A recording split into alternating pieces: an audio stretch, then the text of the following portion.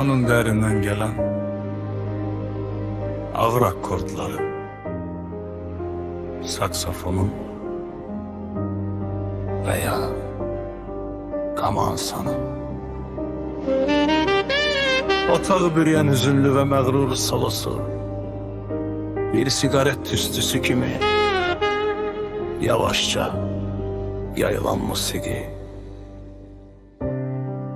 Bir kadın sevdim, gözlerinde min bir nağıl var.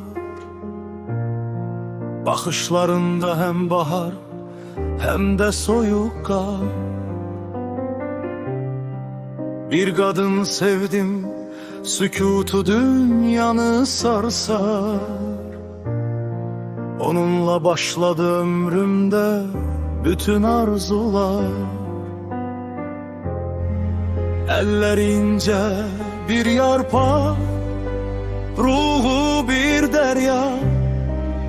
Onu sevmeyi gerçeğiydi, kalan her şey bir rüya. Bir kadın sevdim, bütün ömrümü yollarında koydum. Onun bir gülüşüyle ben dünyaya doydum. Adını kalbime bir mühür kimi vurdum. Ben öz cennetimi onun kalbinde kurdum. Yollar geçti, iller öttü, eşki solmadı. Onun yerini bu dünyada kimse almadı. Bazen uzak oldu, bazen nefes tek yakın. Ben onun dalgasında boğuldum, opak yakın. Sözlerim elhemiydi, derdi ise bir sınav. Onunla ucaldı canımdaki o tenha çırak.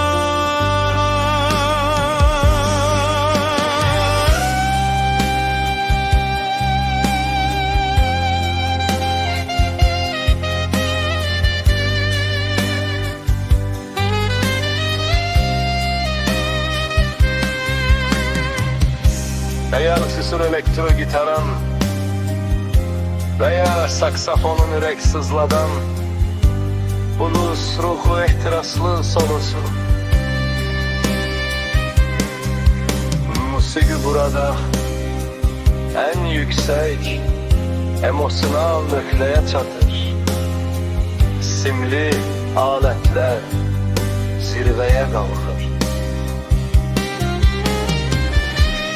Bir kadın sevdim, hiç neye bakmadan, her şeyi unutturacak kadar.